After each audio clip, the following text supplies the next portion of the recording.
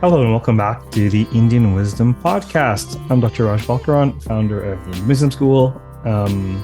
Today we're going to talk about a fascinating mythological creature that's complex, created for a complex situation.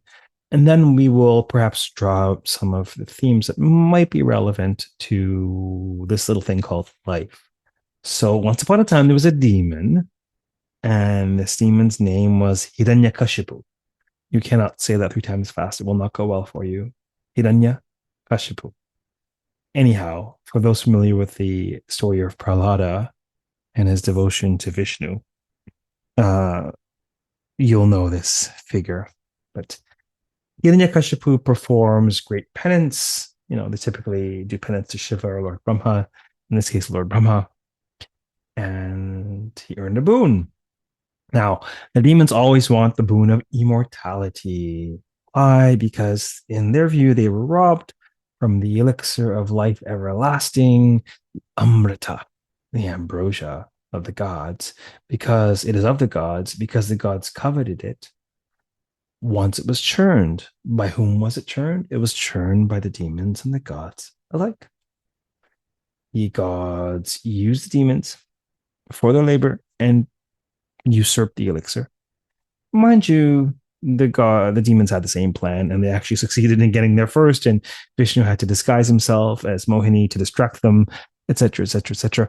But immortality is not theirs, and they're really jonesing for immortality. So they do all kinds of austerity, penance, and they ask for immortality, and they're told it can't be had, or they'll ask for something that they feel will amount to immortality. I want to have the boon that I can be killed neither by day nor by night. Okay, twilight it is. Right. So he's trying to think up a clever boon that would grant him immortality in effect. Okay, so he asks to be killed neither by day nor by night, neither indoors nor outdoors, neither by man nor god nor beast. Rama goes, Tatastu, so be it. Grants him the boon, knowing all too well that all such boons, they all come with them sort of a fail-safe. There's an aspect of them where they're undercut by their very logic, because you cannot really account for totality in any one given sentence or request, right? And so in order for this demon to be killed, which he is, Vishnu, Lord Vishnu, the great sustainer, takes on avatar incarnation as Narasimha. Those of you familiar with the Indic world might be well aware of this half man, half lion avatar of Vishnu. Fierce, right? He wasn't fully man nor fully lion. He wasn't a man per se. He wasn't a lion, or he wasn't a god per se. He was a combination.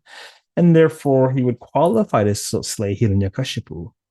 What about the other conditions?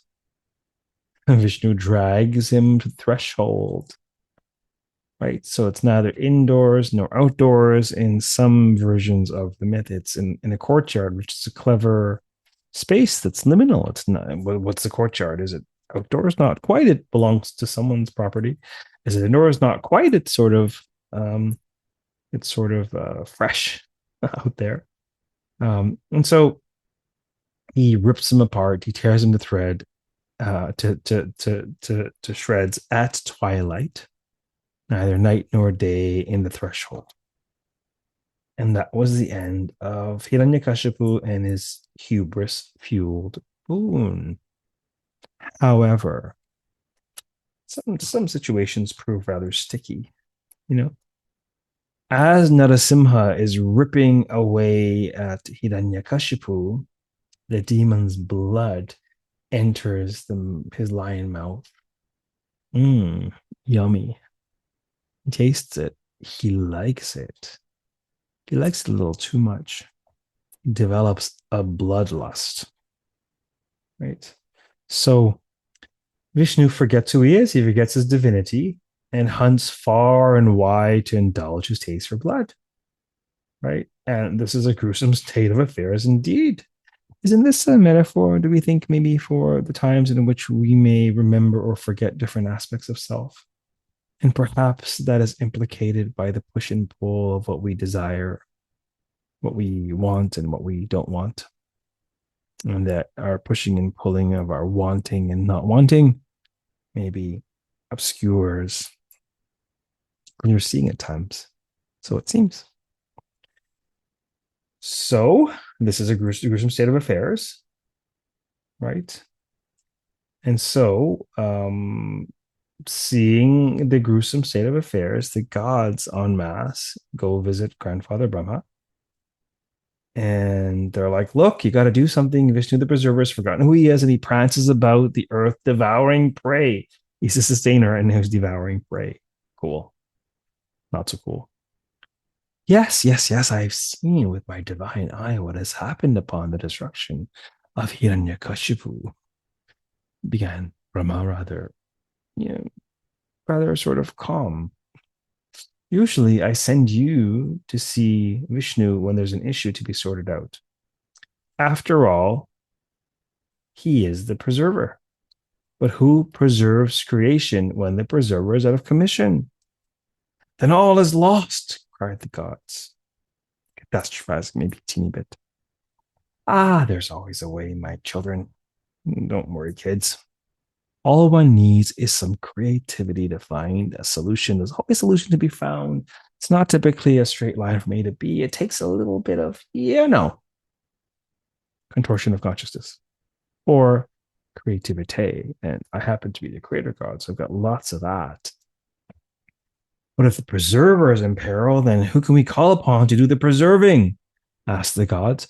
There are many paths up the mountain, replied Lord Brahma with a twinkle in his eye. One man's destruction is another's preservation. Destroying a destructive force amounts to preservation, doesn't it? So go see the destroyer, Lord Shiva, who will be able to put an end to Narasimha's carnage. With that, the gods all traveled to Shiva's abode and informed him of their woes. Seeing how dire the situation was, Shiva transformed himself into a terrifying creature who has to fight fire with fire, no? And he assumed a form called Shadabha, another phenomenal. You have got Narasimha, this wonderful sort of mythic beast, and then we've got Shadabha. And what is Shadabha? He's a leonine creature, so lion-like, with two heads, two wings, 8 legs. That's pretty cool. I'm going to tell you, there needs to be more comic books about these figures. Okay. And he also has a long serpent's tail. So really, really fascinating figure. Shadowbody descends to Earth to engage in gory battle with Narasimha. The two fight, fiercely. They duke it out. And then Sharaba deals a crippling blow to Narasimha, going straight for his jugular. And then that was the destruction of the Narasimha incarnation. And Vishnu was freed. He immediately realized his divinity and returned to his celestial duties, praising the glory of Shiva. However, having tasted the blood of Narasimha, sound familiar? It was Sharaba who was now suffering from intense bloodlust, just as Narasimha was previously. Cycles, right? Shiva forgot his divinity, and you guessed it, he started to wreak havoc upon the earth plane, chasing prey. Chaos ensues. The gods all get back into their minivan and go up to visit Lord Brahma, and they're like, Grandfather Brahma, you got to do something. Shiva the Destroyer has now forgotten who he is and is prancing about the earth devouring prey, exclaimed the gods. Well, replied Lord Brahma, just as one man's destruction is another's preservation, so too is one man's preservation another's destruction. Please stop speaking in riddles. This is not philosophy class. This is like a dire, violent situation. This is no time for philosophy. I'm like, have you heard of the Bhagavad Gita? And they're like, just please, just tell us what to do. Do I have to explain everything to you? Do you have no critical thinking, no originality, no creativity? Well, I guess okay. Just as the destroyer Shiva was called upon to destroy Narasimha for the sake of preservation, slip it around. Call upon the preserver Vishnu to preserve the earth by destroying Sharabha. But wasn't it Vishnu's incarnation as Narasimha that got us into the situation? Asked the exasperated gods. Yes, but it is Vishnu's dharma to incarnate on earth as man, beast, or whatever is required in order to preserve the earth and protect the beings upon the earth. So I'm sure he'll do so, having learned from his past experience. We all learn our lessons in life, don't we? So the gods went off to find Vishnu and tell him all about the problem at hand. And he was quite compassionate because he understood what Shiva was going through because he was just there. Upon learning how dire the situation was and feeling responsible, Vishnu was determined to help. He knew he must incarnate in a form powerful enough to compete with Shiva's Sharabha incarnation. So Vishnu assumed his terrifying Ganda Berunda form. Okay. What is this? How do we best this intriguing Sharabha incarnation? Well, this form is the form of a great two-headed bird with immense power. He has the power to skewer an entire elephant with a single talon. This is a major mojo. So Ganda Berunda descends to earth to the place where Sharabha was wreaking havoc.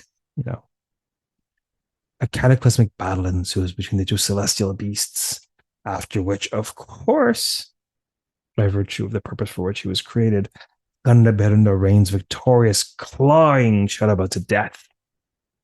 And he uses his claws this time and makes certain to only use those powerful pointed talons to destroy his enemy in this case. He safeguards his beak from imbibing the blood, thereby breaking this cycle. Vishnu's conquest over Sharabha released Shiva from his dreadful form, causing him to remember his divine nature. Shiva returned to his abode, praising Vishnu, just as Vishnu had before praised Shiva. One hand washes the other, is it not? Okay. Vishnu also returned to his own abode, glad to return the favor, to fulfill his divine purpose to preserve the world. Okay. Now, of course, this rendition is occurring in the stories behind the houses.